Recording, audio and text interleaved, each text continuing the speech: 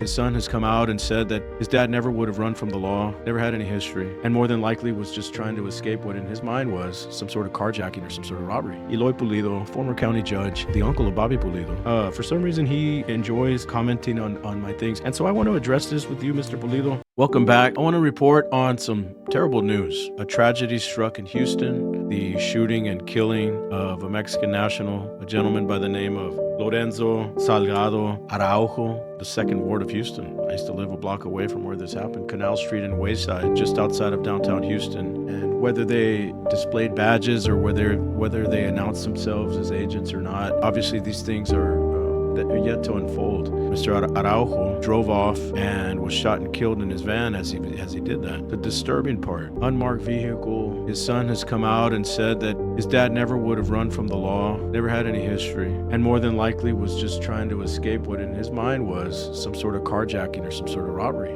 of his tools. And he's in construction. He was picking up his crew of workers in that south side of town. The question is, was he running from law enforcement or was he running from what he thought was a robbery? And to the ladies out there, in the middle of the night, a police officer comes up in an unmarked vehicle in plain clothes with a gun out. What are you gonna do? You're gonna drive off?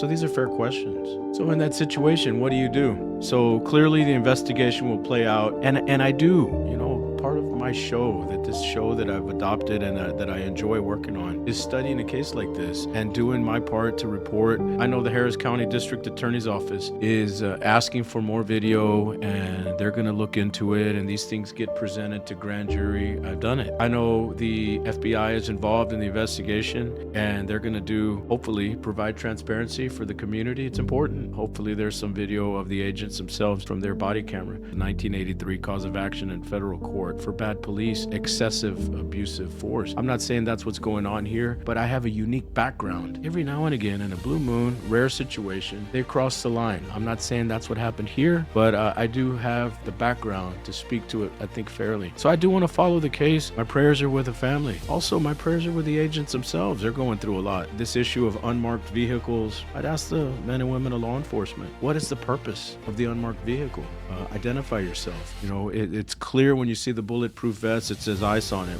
I think we all get that. We all understand a badge. If it's up to debate as to whether you're running from a carjacking or you're actually trying to run over and kill an agent, and it might be as simple as identification. This man was in the final stages of receiving a work visa, and I know his sons were highly educated, and there's millions of people like this guy. Worked hard, built up a career, had a crew of guys. They're all over the valley. They're all over Houston. I mentioned in videos going back for months, it's only a matter of time before what's happening in Minnesota is going to come here to Texas, and it's going to come here to the 956 too. Here we are, just outside of Houston in the 2nd Ward. So it is, everything I've said has come true. So the long discussion should point to what is the solution. I believe there is a compromise on immigration. I am a conservative. I'm a Republican. This may go against the grain of some other Republicans out there. I think people like this deserve visas, and I think they deserve work permits, and I think people like this deserve conditional status, and maybe they're going to pay a fine, and they've clearly jumped the line of people that have done it the right way. So there has to be some fairness in the process. If you're an a-hole that's just coming out of prison, yeah, you're out of here. There's nobody fighting for that guy to stay. But for somebody like this gentleman, Mr. Araujo, for somebody like him, yeah, it's worth sticking your neck out on line and just say, let's change the law. And I think President Trump, in fairness, I anticipate this to come out in the last couple of years of his last term. And he's brought on Marco Rubio as a Secretary of State, who before, when he was a senator in the Gang of Eight, many years ago, it's going back 15 years, had a plan for a pathway of status for somebody like this. So there are conservatives and there are Republicans out there. And a kind of a rapid change of subject here. But I do want to discuss a comment from my last video. Man, the nut jobs came out in that one. It was a discussion on democratic socialism, and I presented video of fellow Democrats criticizing the extreme extreme wing of the party, which is known as the Democratic Socialists, and their new platform. And my God, the floodgates opened up on the negativity in the comments, including one, and he's an acquaintance, I would say, Eloy Pulido, former county judge, the uncle of Bobby Pulido.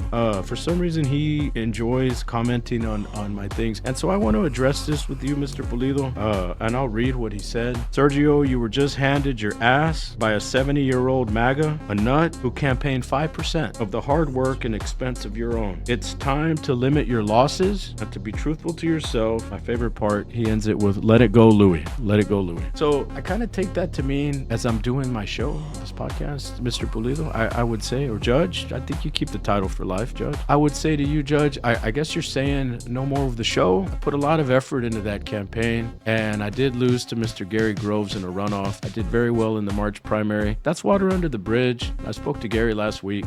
And maybe you didn't recognize this part, Mr. Pulido. Gary Groves has an opponent, a Democrat socialist. And the purpose of my video was to help Mr. Groves, is to knock down and to point out the lunacy of the extreme left of the Democrat Party. So I hope he wins. And I'm a team player here. That chapter is over. I may have a future in politics one day. Maybe, maybe not.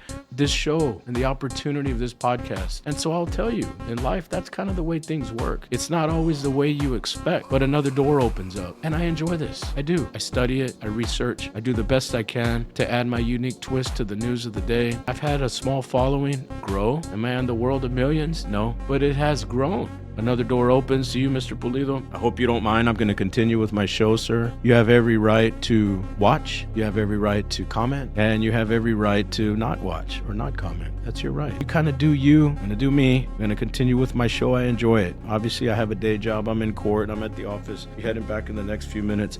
But the ending, Eloy, let me just say this. The ending of this comment. Let it go, Louie. Let it go, Louie. And so that's going to be the connection to this banger of the week. The year was 1963. This one's dedicated to you, Judge. Louie Louie by the Kingsmen, made famous by the movie Animal House, 1978. I'm dating myself. Or any spring break you've ever attended in the last 45 years. Pick yourself up in life. You get knocked down. I did. You pick yourself up, but another door opens up. Louie Louie, spin it.